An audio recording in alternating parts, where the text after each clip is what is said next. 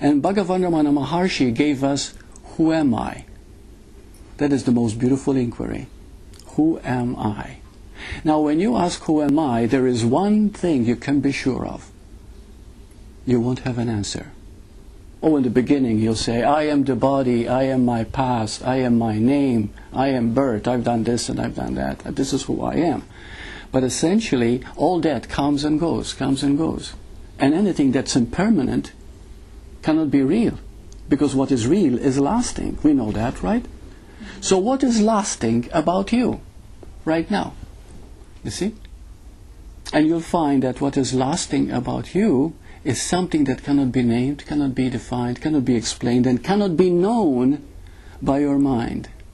So, Nisargadatta and all the great masters said, work from the premise of, elimination, process of elimination. Find out what you are not. You see? You are not your name, because you can be a name and still be you. You're not your country, because you can be born without a country. You can be born on a plane or whatever and still be you. You see?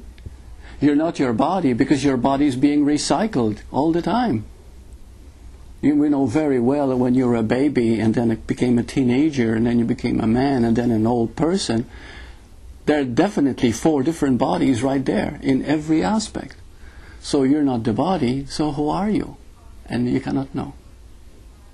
There is no way that you can ever know. And if you think, I know who I am, I don't. But the difference is that I'm happy not knowing. Because then I am so open to the wonder and vastness that the possibilities are endless, that every moment is unique and every moment is alive and every moment is rich and it's new. But if you have an idea of who you think you are, then you're limited to that and you cannot be free. So freedom is not a very difficult thing to do. Ask, who am I? You can do it right now. And you don't know. And if you say you know, like, oh, I read a book, I am spirit. Big deal. What is spirit? Space, nothingness. You see? Or I'm a spiritual divine being. Great. It's wonderful. It sounds great. But what is a spiritual divine being? See? Another statement. You don't know. And when you acknowledge the fact that you don't know, then the ego drops. The me drops. Now you never get hurt. When people talk about you, it doesn't matter. You are no longer concerned because you know that you don't know who you are. So how can that be offended, that which you don't know who you are? How can that hurt? How can that be worried, you see? And then something else comes into being. That is the most beautiful thing. That is as far as you can go. As far as you can go is that you don't know. But when you are sincere in that, when you are totally open to that premise that you really don't know and admit it, then something begins to take over. What that something is could be a moment of grace, could be a shift in perception, could be just a subtle feeling that I am not alone, that there is something, but you cannot name it. It's something very beautiful, very divine. Just you feel that peace, you feel that joy. And this is one thing that most people miss. They become very dry. They read a lot of books, and it's valid to read books, especially of great masters. They do a lot of practice, maybe meditation, maybe prayer, but that does not awaken you by itself. What awakens you is dropping the self, is dropping the ego. And dropping the ego, and that's why Bhagavan Ramana Maharshi says, you don't need to do anything. Just inquire, who am I?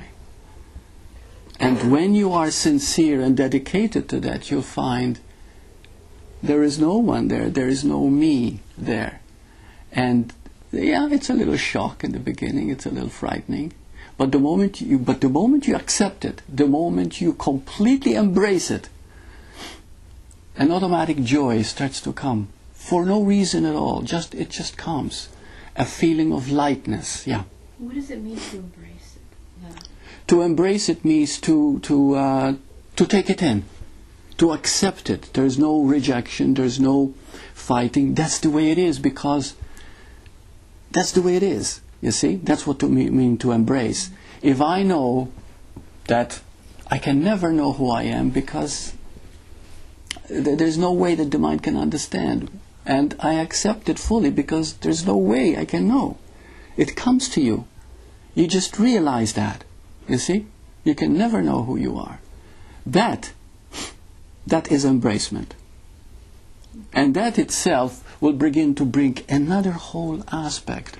The Course in Miracles used to say that when you're empty, the Holy Spirit comes into you. But those are words that can seem so good, but doesn't really clear anything, right? What it really happens is this. Right now, as you're looking at me, and you're listening. But who's the one looking? Really, be very still as you look. The space in which you're looking is empty. It's back there. You see? It's activated, the optic nerve is activated by the brain, yeah, of course. But the brain is activated by consciousness. But consciousness, the pure consciousness, it's empty.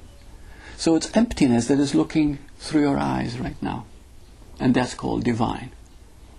Now, when you begin to see this, then it becomes replaced with a higher force.